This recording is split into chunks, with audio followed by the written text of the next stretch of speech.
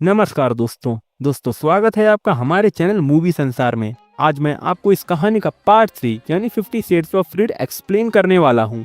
इस कहानी का पहला पार्ट 50 शेड्स ऑफ ग्रे और दूसरा पार्ट 50 शेड्स डार्कर, इनकी एक्सप्लेनेशन हमारे चैनल पे पहले से अपलोडेड है। और अब शुरुआत करते हैं कहानी के तीसरे पार्ट की। कहानी की शुरुआत होती है प्यार से, लबरेज, एक नई जिंदगी के वादों के साथ।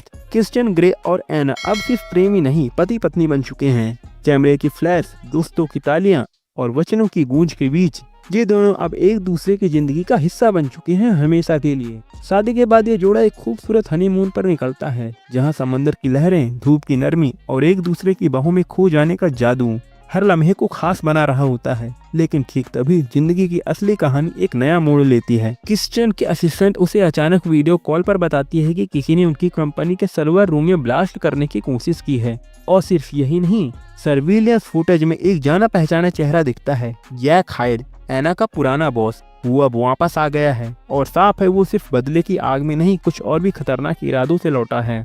यह खबर सुनते ही क्रिश्चियन और एना हनीमून बीच में ही छोड़कर तुरंत घर पर लौट आते हैं। घर पहुंचते ही क्रिश्चियन एना को अपनी सिक्योरिटी टीम से मिलवाता है और उसे लेकर ऑफिस भेजता है। लेकिन ऑफिस जाकर एना हैरान रह जाती है। उसका कैबिन अब पूरी तरह बदल चुका है। असल में एना का प्रमोशन हो चुका है, लेकिन उसके मन में सवाल उठता है, क्या ये सब उसकी मेहनत का नतीजा है या फिर क्रिश्चियन का असर? जब एना ये सवाल क्रिश्चियन से पूछती है तो वो प्यार से मुस्कुरा कर कहता है, ये तुम्हारी मेहनत का फल है, मेरा नहीं। और फिर एक और प्यारा मोड़ आता है।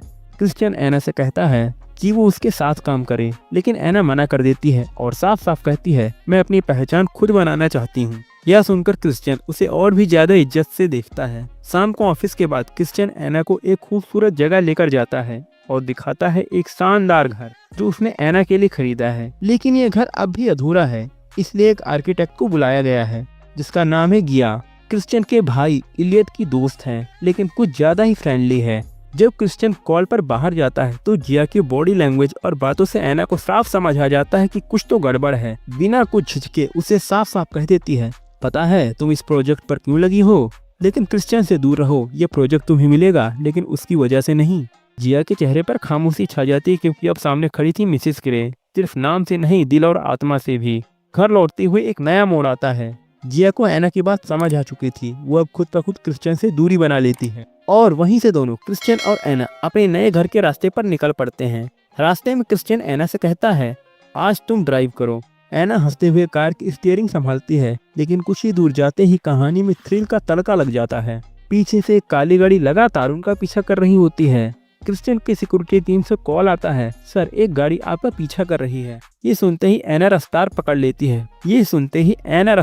लेती है। पहली बार क्रिश्चियन भी उसकी ये साइड देखकर चौंक जाता है। तेज ड्राइविंग के बाद वो पीछा करने वाली गाड़ी को चकमा दे देती है। बाद में जब फुटेज चेक की जाती है तो गाड़ी में एक लड़की दिखाई देती है। एना और क्रिश्चियन को लगता है कि जैक हाइड की कोई साथी हो सकती है और अब उनका पीछा भी शुरू हो चुका है। इस तनाव के बीच क्रिश्चियन न्यूयॉर्क में एक जरूरी मीटिंग के लिए निकलने की तैयारी करता है और एना से कहता है, मेरे साथ चलो। लेकिन एना इनकार करती है, जब मेरी कुछ जरूरी मीटिंग्स हैं और सिक्योरिटी भी है, तुम बेफिक्र रहो। क्रिश्चियन चला जाता है और एना पहली बार इतनी अकेली महसूस करती है। अगले दिन एना को उसकी दोस्त कैट का मैसेज आता है, वो डिनर पर मिलना चाहती है। एना जानती है कि अगर क्रिश्चियन को पता चला तो वो नाराज होगा, लेकिन वो मिलने जाती है। और जब वो घर लौटती है तो माहौल कुछ अजीब होता है। दरवाजा खुला होता है और लिविंग रूम में चारों तरफ बिखरा सामान और सन्नाटा। और तभी जैक हाइड सामने आता है, एक धारदार चाकू के साथ। एना डरती नहीं, वो समझ चुकी है अब खेल खतरे की लकीर पार कर चुका है। जैक कहता है, तुम्हें मुझसे दूर जाना पड़ा, लेकिन अब मैं सब कुछ खत्म कर दूंगा। लेकिन तभी सिक्योरिटी टीम घर में घुसती है और जैक को काबू में ले लेती है।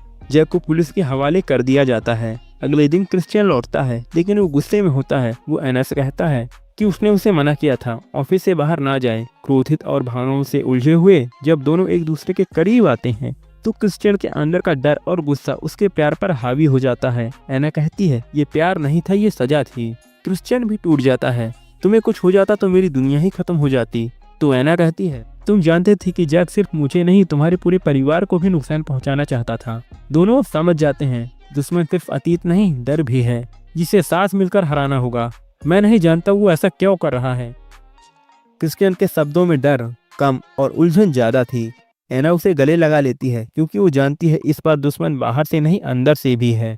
मूड हल्का करने के लिए क्रिश्चियन एक ट्रिप प्लान करता है जिसमें एना के दोस्त कैट, उसके मंगेतर एलियट, क्रिश्चियन की बहन मिया और भाई एरिक भी शामिल होते हैं। एक खुशनुमा माहौल बनता है।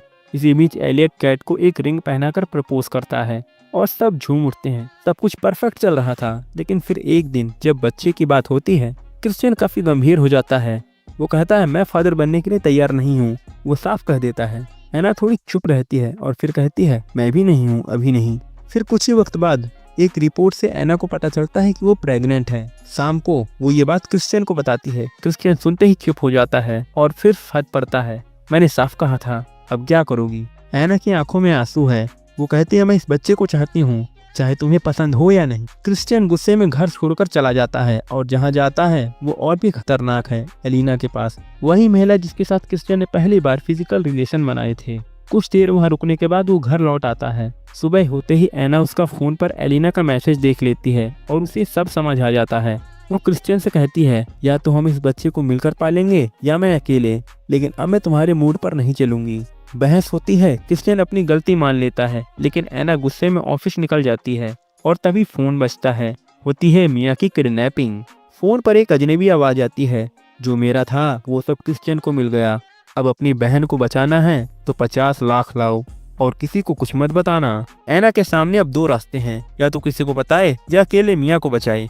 वो चुपचाप सिक्योरिटी से बचते हुए बैंक जाती है। बड़ी रकम निकालने पर बैंक मैनेजर क्रिश्चियन को कॉल करता है। क्रिश्चियन को पहले लगता है कि एना उसे छोड़ रही है, लेकिन तभी उसे जैक के बेल पर बाहर आने की खबर मिलती है और साथ ही मिया के गायब होने की। सारा पजल जुड़ जाता है। जैक ने फिर वार किया है। दूसरी ओर एना पैसे लेकर जैक की बताई लोकेशन पर पहुंचती है। जैक उसे कॉल करता है, गाड़ी में बैठो और बिना किसी हरकत के चलो। जैसे ही एना बैंक पहुंचती है, जैक ने पहले से अपने आदमी को तैनात किया होता है। उससे कहता है फोन दो और कोई चालाकी नहीं। एना समझदारी दिखाती है, बैंक मैनेजर का फोन देती है, लेकिन अपना पर्सनल फोन बैग में छुपा लेती है ताकि क्रिश्चियन लोकेशन ट्रैक कर सके। क्रिश्चियन उसी वक्त एना की लोकेशन ट्रेस करता है और सिक्योरिटी व पुलिस के साथ उसके पीछे चल पड़ता है। वह एना जैक को पैसे देती है और कहती है ये लो तुम्हारे 50 लाख, अब मिया को छोड़ दो। लेकिन जैक के अंदर का जहर अभी भी बाकी था। मेरी जॉब गई, मेरी जिंदगी बर्बाद हुई, सब तेरी वजह से। और फिर बदले की आग में जलता हुआ जैक एना पर हमला करता है। वो प्रेग्नेंट थी, लेकिन जैक उसे धक्का देता है, पेट पर लात मारता है। एना दर्द से कराहती है, लेकिन हार नहीं मानती। वो बैग से अपनी रिवॉल्वर निकालती है और जैक के पैर में गोली मार देती है। उसी पल क्रिश्चियन और पुलिस वहां पहुंच जाते हैं। जैक को जमीन पर गिरा देखकर हथकड़ी लगाते हैं और केस खत्म हो जाता है। लेकिन एना की हालत बहुत गंभीर थी। हॉस्पिटल का सीन। क्रिश्चियन एना का हाथ पकड़े बैठा होता है, उसकी सांसों की हर हलचल पर नजर। एना की आंखें खुलती हैं। हमारा बच्चा ठीक है ना? क्रिश्चियन की आंखें भर जाती हैं। वो कहता है हाँ सब ठीक है, मैं बहुत डर गया था एना, मैं अब बस तुम्हारे साथ और अपने बच्चे के साथ रहना चाहता हूँ।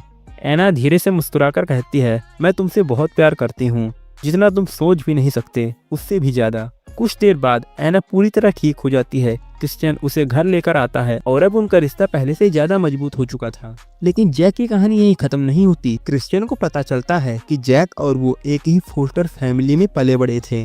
जिस फैमिली ने क्रिश्चियन को गोद लिया, अगर वो जैक को ले लेते तो शायद आज सारी कहानी उल्टी होती। क्रिश्चियन कहता है अगर मेरी मॉम ने मुझे गोद नहीं लिया होता तो शायद मैं जैक की जगह होता और जैक मेरी जगह। उस लम्हे में क्रिश्चियन को पहली बार जैक के दर्द की गहराई समझ आती है। अगले दिन क्रिश्चियन पहली बार अपनी जन्म देने वाली माँ की कब्र पर जाता है। एना के साथ, जिस माँ से वो हमेशा दूर रहा, आज उसके सामने खड़ा था, शांत और माफ करने वाला। वो कहता है अब मैंने सबको माफ कर दिया है और क्रिश्चियन अब पूरी तरह बदल चुका था। इसके कुछ साल बाद हम देखते हैं एक छोटा बच्चा टेडी ग्रे, जो क्रिश्चियन और एना का बेटा है। घर की सीढ़ियों पर दौड़ता है, हंसता है और फिर आके एना की गोद में छुप जाता है। वो कहता है मॉम डैड मुझे पकड़ नहीं पाए।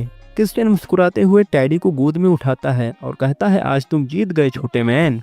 फैमिली पूरी हो चुकी थी, लेकिन कहानी अभी पूरी नहीं हुई थी, क्योंकि अब एना एक बार फिर प्रेग्नेंट थी, यानी टेडी का छोटा भाई या बहन आने वाला था। और फिर सूरज की सुनहरी किरणों के साथ पूरा परिवार एक साथ लॉन में बैठा होता है, हंसी मस्ती और उस शांति के साथ जो सिर्फ सच्चे प्यार से मिलती है। सृष्टि तेज की इस कहानी का क्लाइमैक्स वही था, जहां अंधेरे से शुरू हुई एक मोहब्बत रोशनी में तब्दील हो गई।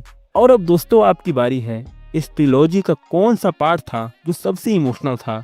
कौन सा सीन दिल को छू गया? कमेंट में जरूर बताना। अगर वीडियो पसंद आई हो तो लाइक करो, शेयर करो और सब्सक्राइब करके बेल आइकन दबाओ ताकि अगली कहानी की घंटी सबसे पहले तुम तक पहुंचे। और अगर आपको ये कहानी पसंद आई है तो आपको एंड स्क्रीन पर दिखने वाली कहानी भी जरूर पसंद आएगी, उसे भी जरूर देखना।